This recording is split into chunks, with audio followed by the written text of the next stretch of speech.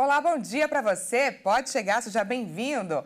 Nós estamos ao vivo, 8 horas 31 minutos pelo horário de Brasília. Vamos juntos começar esse dia bem informados? A partir de agora, você confere as notícias do Brasil e do mundo desta sexta-feira, 24 de março. Vamos de destaques. Sem acordo, greve no metrô de São Paulo entra no segundo dia. Presidente Lula viaja neste final de semana para a China. Estreitar relações com o maior parceiro comercial do Brasil é a prioridade. Nos destaques internacionais, Coreia do Norte testa torpedo subaquático misterioso capaz de causar um tsunami radioativo. E ainda, geóloga descobre rochas de plástico em ilha oceânica brasileira. A gente conta tudo isso e muito mais a partir de agora. Sem acordo, a greve do metrô de São Paulo entra no segundo dia. A Companhia Metropolitana informou que as linhas 1 azul, 2 verde e 3 vermelha estão em operação parcial com algumas estações fechadas. Já a linha 15 prata segue paralisada, enquanto as linhas 4 amarela e 5 lilás estão funcionando. O metrô acionou o plano de contingência e trechos de linhas começaram a operar por volta das 7 horas da manhã. Vamos conferir.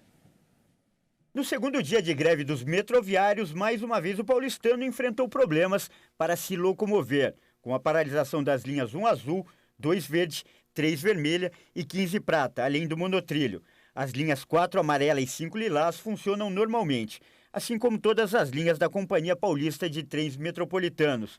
Mas as transferências da CPTM para o metrô seguem fechadas. O rodízio de veículos permanece suspenso, mas a zona de máxima restrição à circulação de caminhões e a zona de máxima restrição ao fretamento seguem valendo. O governo e a Prefeitura de São Paulo decretaram um ponto facultativo para os servidores públicos. E para tentar amenizar as dificuldades de locomoção pela capital paulista, a SP Trans prolongou 2 linhas de ônibus e reforçou a frota de outras 13 que atendem o eixo das linhas do metrô. O Sindicato dos Metroviários faz a paralisação para exigir o pagamento de abonos salariais de participação nos resultados de 2020, 2021 e 2022. Os trabalhadores também querem a revogação de demissões por aposentadoria e outros desligamentos do ano de 2019, além do fim das terceirizações e abertura de concurso público. O metrô diz que empenhou esforços para atender as demandas, mas que a realidade econômica da companhia não permite o pagamento do abono neste momento. E o metrô apresentou ao Sindicato dos Metroviários uma proposta para encerrar essa greve. Ela está em votação neste momento e a definição deve sair ainda nesta manhã. O primeiro dia de funcionamento do Mobizap SP, aquele aplicativo de transporte da Prefeitura de São Paulo, foi marcado por problemas e o serviço não ajudou em nada os passageiros que sofreram com a greve dos metroviários. O aplicativo para viagens particulares de carro começou a funcionar às 13 horas desta quinta-feira. 30 mil carros estavam cadastrados para prestar o serviço, mas a oferta de veículos foi praticamente nula em diversos pontos da capital paulista. E o Mobizap SP não ajudou a população a enfrentar os transtornos causados pela greve dos metroviários. Por causa da paralisação, o preço dinâmico de outras plataformas chegou a quadruplicar. E uma das vantagens anunciadas do Mobizap foi justamente o preço, já que será cobrada uma taxa fixa de 10,95% dos motoristas sobre o valor total das corridas. A concorrência cobra 30%. Mesmo assim, alguns prestadores de serviço relataram que, por causa da greve, estava mais vantajoso trabalhar para outros aplicativos que cobraram preços mais caros. E por isso, o Mobizap acabou sendo deixado de lado. E no Rio de Janeiro, pelo menos 13 pessoas morreram durante uma operação policial no Complexo do Salgueiro, em São Gonçalo, na região metropolitana. A ação conjunta teve como objetivo a captura de integrantes do Comando Vermelho do estado do Pará que se refugiaram na região. O Comando Vermelho, surgido no Rio de Janeiro, é uma das maiores organizações criminosas do Brasil dedicada ao narcotráfico. Entre os mortos está o principal líder da organização criminosa que operava no Pará, informou o governador do estado, Hélder Barbalho. Segundo a polícia, a organização é a principal responsável pela morte de 40 policiais desde 2021 no estado do Pará. E essa operação no Complexo do Salgueiro está entre as 10 mais letais em comunidades do Rio de Janeiro desde 1994. E o presidente Luiz Inácio Lula da Silva convocou para amanhã desta sexta-feira uma reunião com o Conselho Político do Governo Federal. O encontro está marcado para daqui a pouco, às 10h30.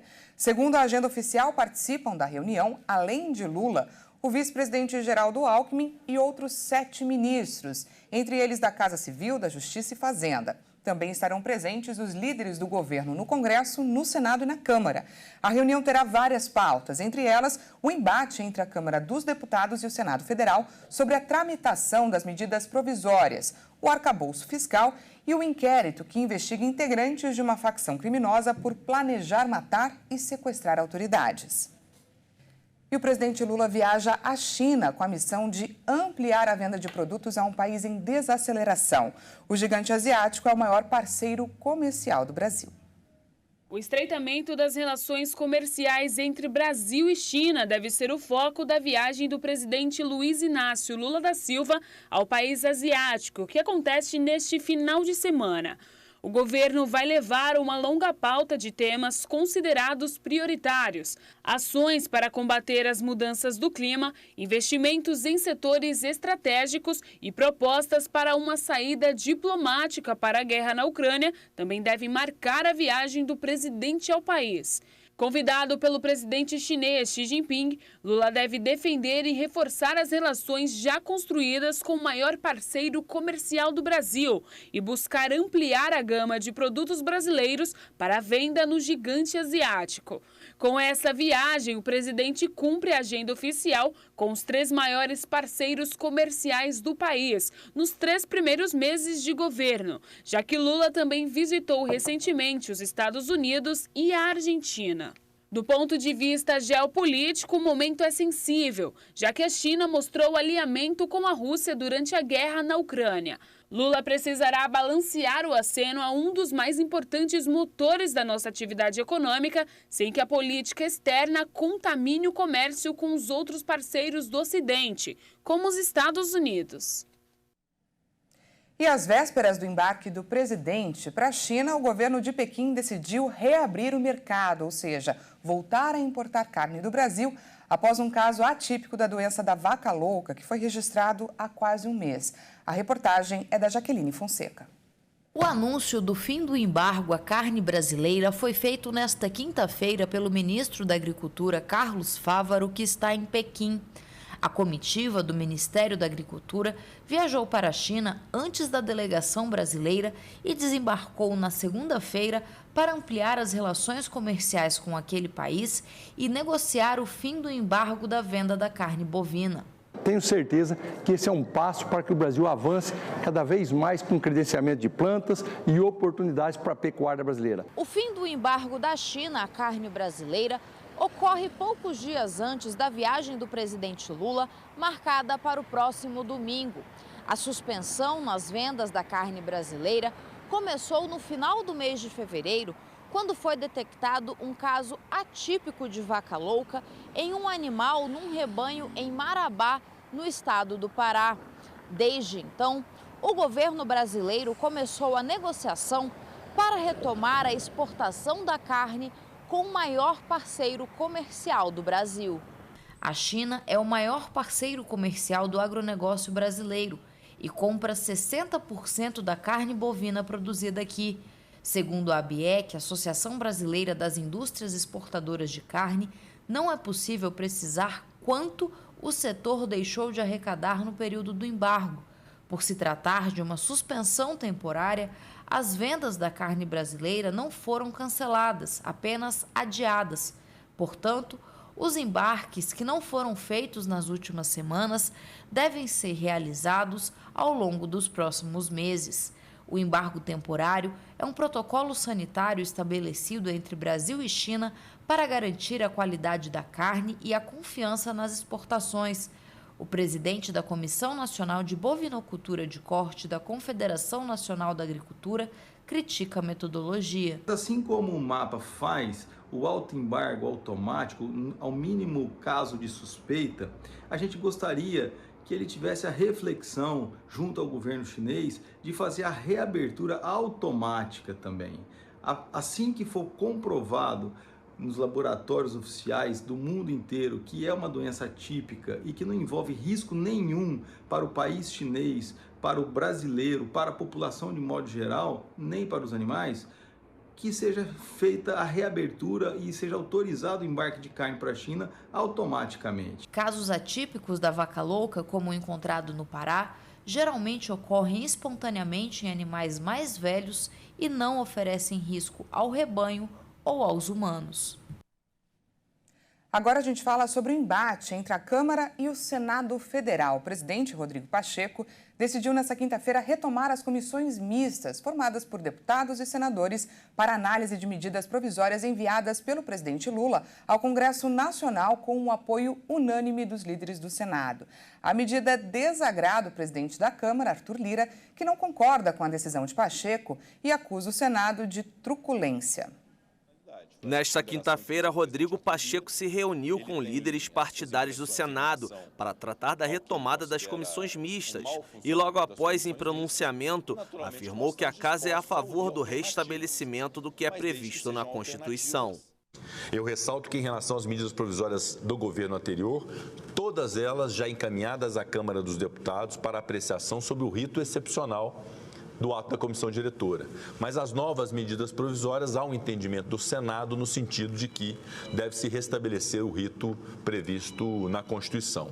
E retomaremos a ordem constitucional com a determinação pela presidência do Congresso Nacional da instalação imediata das comissões mistas de medidas provisórias, com as indicações pelos líderes de Senado e Câmara dos membros dessas comissões mistas de medidas provisórias, para que possamos cumprir o nosso papel constitucional como sempre fizemos, inclusive no governo anterior, permitir a apreciação, rejeitando ou aprovando, mas permitir a apreciação das medidas provisórias. O presidente da Câmara, Arthur Lira, se encontrou com as lideranças entre os deputados e, na sequência, concedeu uma entrevista coletiva.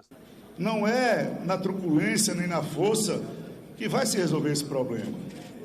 Lira confirmou que, em conversa com Pacheco na quarta-feira, ficou acertado o envio de 13 medidas provisórias editadas pelo governo do ex-presidente Jair Bolsonaro para a Câmara. Ele também ressaltou que a casa não abre mão de suas prerrogativas. E a pauta da semana que vem da Câmara, de segunda à noite à quinta, acertada agora no Colégio de Líderes, vai ser só a votação dessas 13 medidas provisórias, para dar uma demonstração de que a gente vai ter tempo de fazer relatório, vai ter tempo de conversar com as lideranças, vai ter tempo de dialogar, os textos principais já são conhecidos e a Câmara, no esforço, vai tentar votar as medidas provisórias na semana que vem, portanto, antes da Semana Santa, para entregá-las ao Senado.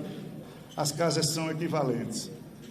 A Câmara é casa iniciadora de projetos de lei, PECs, MPs, projeto de lei complementar, PLNs, tudo que o governo federal manda constitucionalmente inicia-se na Câmara. E o Senado simplesmente é revisora e não quer ser, quer ter protagonismo. O presidente da Câmara acrescentou que a forma como está sendo conduzida a situação vai prejudicar o governo Lula. Não vai andar as matérias de medida provisória. E deixar claro, mais uma vez, que eu recebi pedido expresso da liderança do governo para que o rito atual fosse permanecido.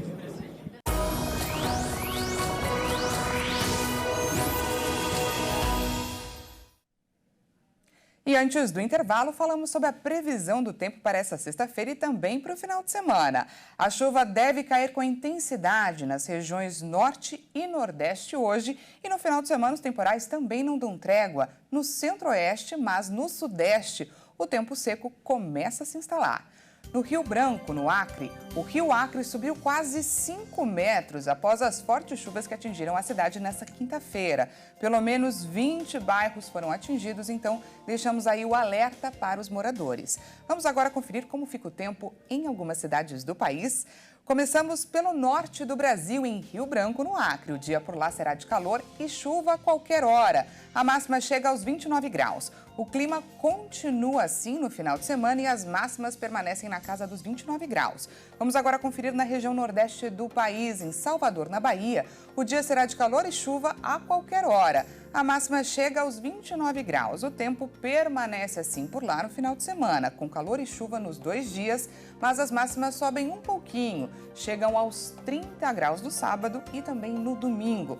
Para finalizar, vamos falar aqui de São Paulo. Antes disso, atenção, imagens fortes. Vamos juntos conferir como está o céu aqui na região central. Tudo azul, nenhuma nuvem. Isso significa que será, sim, um dia de calor essa sexta-feira, mas atenção, terá, sim, pancadas de chuva à tarde. A máxima hoje chega aos 32 graus. E o tempo continua parecido no sábado, com máxima de 31 graus, mas no domingo sobe um pouquinho, chega aos 33 e, atenção, tem previsão de chuva à tarde e à noite também. E veja a seguir, Coreia do Norte testa torpedo subaquático misterioso capaz de causar um tsunami radioativo. E ainda, geóloga descobre rochas de plástico em ilha oceânica brasileira. Nós voltamos já, não perca!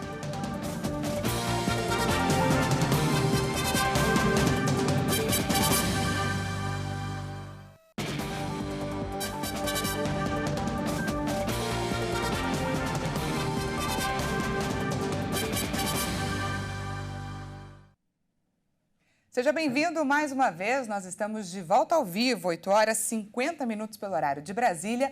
Voltamos com os destaques internacionais. A Coreia do Norte informou que testou nesta semana um drone submarino de ataque nuclear que pode ser capaz de provocar um tsunami radioativo. Vamos conferir. A informação foi confirmada pela mídia estatal da Coreia do Norte. De acordo com um comunicado, os testes do sistema de ataque subaquático foram feitos entre a terça e a quinta-feira. A ogiva de teste lançada navegou por quase 60 horas, a cerca de 80 e 150 metros de profundidade. Segundo autoridades da Coreia do Norte, a missão da nova arma nuclear é se infiltrar furtivamente em águas operacionais e fazer um tsunami radioativo em grande escala, por meio de uma explosão subaquática para destruir embarcações e portos operacionais de possíveis inimigos. O país também informou o lançamento de mísseis de cruzeiro que percorreram mais de 1.500 metros. A Coreia do Norte tem realizado uma série de exercícios militares e testes nucleares nas últimas semanas, como forma de retaliação e um possível contra-ataque em relação aos Estados Unidos e a Coreia do Sul, que seguem realizando exercícios conjuntos. Pyongyang também criticou a união entre os dois países e disse que as ações são persistentes e provocativas. E a quinta-feira foi marcada por intensos protestos na França contra a reforma da Previdência. Durante o confronto com manifestantes, mais de 100 policiais ficaram feridos e dezenas de pessoas foram presas. O 9º dia de protestos na França contra a reforma da Previdência imposta pelo presidente Emmanuel Macron voltou a mobilizar mais de 1 milhão de pessoas. Os distúrbios deixaram dezenas de presos e feridos. O ministro do Interior, Gérald Darmanin, divulgou que ocorreram 80 detenções. Segundo ele, 123 policiais ficaram feridos. Os sindicatos já tinham alertado Macron por carta sobre a explosiva situação do país. O líder da central sindical CGT, Philippe Martinez, acusou o presidente nesta quinta de jogar um tanque de gasolina ao fogo com sua polêmica entrevista na quarta-feira. Na ocasião, Macron disse assumir a impopularidade de uma reforma que quer pôr em vigor até o fim do ano, pelo interesse geral, e atacou os sindicatos e manifestantes mais radicais, que classificou como subversivos.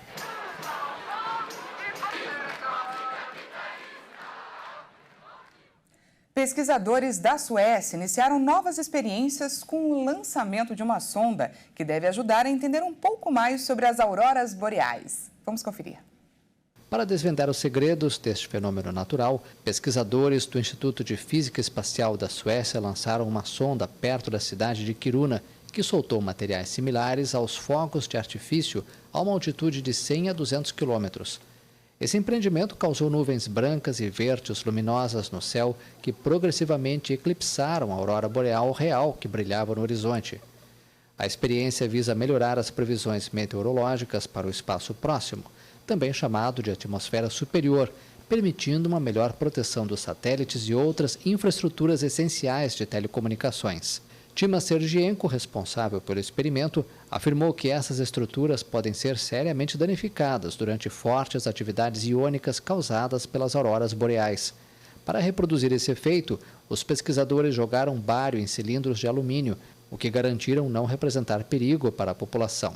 Segundo Tima, os pesquisadores podem obter muito mais informações graças a esse tipo de experimentos e medições ópticas. A poluição cada vez maior dos oceanos coloca em risco o meio ambiente e chega até onde os cientistas não imaginavam. Uma geóloga brasileira se surpreendeu ao encontrar na remota ilha de Trindade, que fica no meio do Atlântico Sul, rochas que contêm plástico em sua composição. Vamos ver. Há poucos locais no planeta tão remotos quanto Trindade, uma ilha vulcânica no Atlântico Sul, aonde se chega após uma viagem de navio de até 4 dias, saindo da costa do Espírito Santo. Por isso, a geóloga Fernanda Avelar Santos ficou chocada ao encontrar neste pequeno território de pouco mais de 9 km² e que conta apenas com uma base da Marinha e uma estação de pesquisas científicas, um sinal inquietante do impacto humano em uma paisagem praticamente intocada. Rochas formadas pela contaminação do plástico que flutua no oceano. A geóloga se deparou com as formações pela primeira vez em 2019, quando foi à ilha desenvolver sua tese de doutorado sobre um tema completamente diferente: deslizamentos de terra, erosão e outros riscos geológicos. Estava fazendo campo no local chamado Praia das Tartarugas, que é uma área de preservação ambiental, para fazer coleta de solos, rochas, areia de praia, quando eu me deparei com essa ocorrência, que era um material muito diferente, né? Era claramente um material artificial, provavelmente plástico, mas tinha aparência de rocha. Isso me chamou a atenção e eu fiz a coleta e trouxe aqui para Curitiba. Ao analisar o material, a geóloga e sua equipe identificaram um novo tipo de formação geológica, resultante da fusão dos materiais que a Terra usa para formar rochas há bilhões de anos, mas com um novo componente: lixo plástico. O principal componente que Fernanda e a equipe descobriram nas rochas foram restos de redes de pesca. Mas as correntes oceânicas também arrastaram grande quantidade de garrafas, lixo doméstico e outros resíduos plásticos do mundo todo para a ilha. E antes de encerrar, a gente traz para você uma notícia de última hora. O presidente Luiz Inácio Lula da Silva adiou o embarque para a China após ser diagnosticado com um quadro leve de pneumonia. Ele foi para o Hospital Sírio-Libanês de Brasília para realizar exames. Lula cancelou todas as suas agendas desta sexta-feira. Uma nova avaliação no quadro de saúde deve acontecer ainda hoje para decidir se a partida pode acontecer então no domingo. Lula deu entrada no hospital após retornar de viagem ao Rio de Janeiro com a pressão alta. E essa edição fica por aqui. Muito obrigada pela sua companhia. Daqui a pouco eu volto com mais informações para você na edição das 10. Até lá!